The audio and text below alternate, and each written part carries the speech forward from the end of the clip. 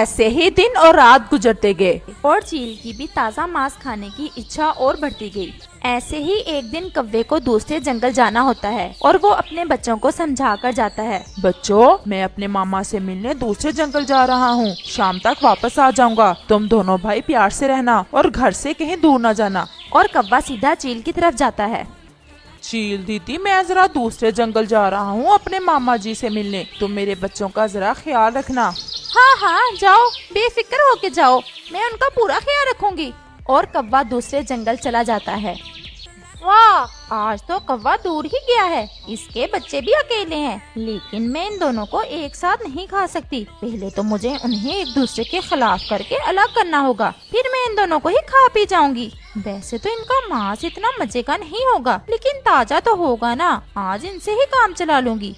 फिर चील तरकीबें सोचने लगती है और उसके जहन में एक आइडिया आता है। चील जग्गू को आवाज देती है। जग्गू बेटा, मेरे पास आओ जरा, मैं बोर हो रही हूँ। हाँ जी आंटी।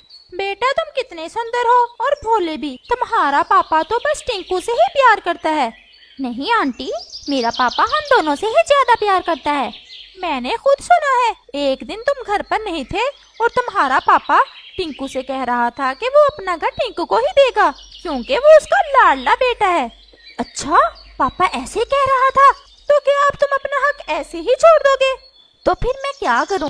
अगर तुम कहो तो मेरे पास एक उपाय है। वो क्या? अच्छा, पहले मुझसे वादा करो, किसी को बताओगे नहीं। नहीं बताता। आप बताएं तो सही। तुम टिंकू को मार दो। क्या आंटी, ये आप क्या कह रही हैं? क्या तुम अपनी सारी जिंदगी घर बनाने में लगा दोगे? अगर तुम टिंकू को मार दोगे तो ये घर सिर्फ तुम्हारा होगा और तुम्हारा पापा भी सिर्फ तुमसे प्यार करेगा। वैसे कह तो आप ठीक रही हैं, लेकिन मैं टिंकू को मारूंगा कैसे? ये काम मैं कर दूंगी। अच्छा तुम बताओ, टिंकू है किधर?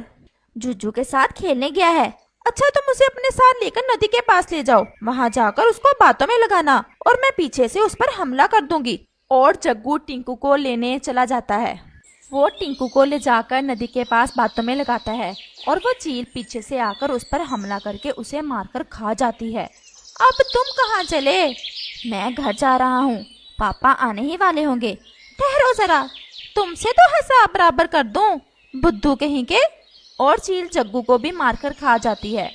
वाह, मजा आ गया। इतने दिनों से तरस रही थी, लेकिन अब दिल को शांति मिली है। अब मैं वापस नहीं जाऊंगी। रानो को तो मुझ पर पहले ही शक है।